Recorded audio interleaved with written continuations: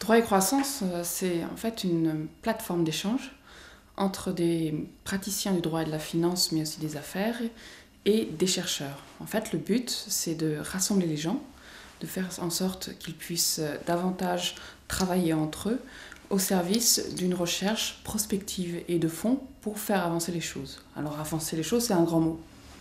Qu'est-ce qu'on cherche par là? On cherche à démontrer que l'environnement dans lequel on est, qui est de plus en plus complexe, nécessite des réponses de plus en plus travaillées.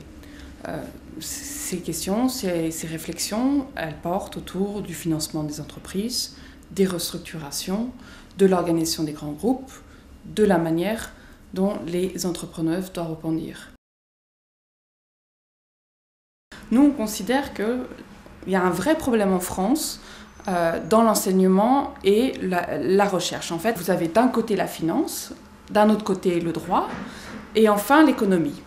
Alors, ce mode de fonctionnement assez séparé s'observe un peu partout dans les pays, mais il est encore plus prononcé en France. Pourquoi? Parce qu'il y a eu cette séparation de grandes écoles, universités, et donc la finance d'un côté, le reste de l'autre, j'entends le droit et l'économie, et même au sein même de l'université, quand on regarde par exemple une faculté comme Assas, il y a une très grande prédominance des juristes et un petit pôle économique. Nous, on pense que si on veut développer des axes de recherche qui allient ces matières ensemble, il faut pour cela accompagner des nouveaux chercheurs en leur proposant un soutien, en plus du soutien qu'ils ont, dans le cadre de leur laboratoire de recherche dans lequel ils pourront faire leur travail.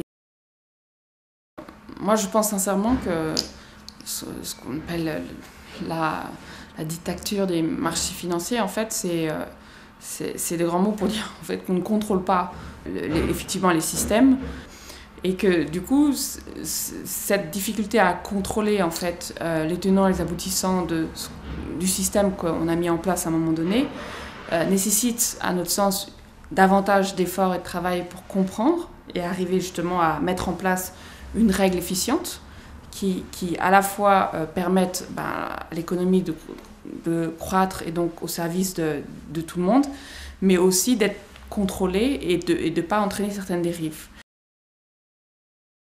Sentez-vous concerné. En fait, ce qui est frappant, c'est que les gens en fait, pensent que tout va venir d'en haut.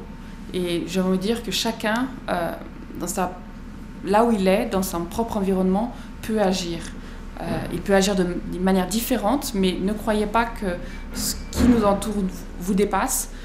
Regardez ce que vous pouvez faire pour aider. Et nous, on a besoin vraiment de soutien à la fois scientifique et financier.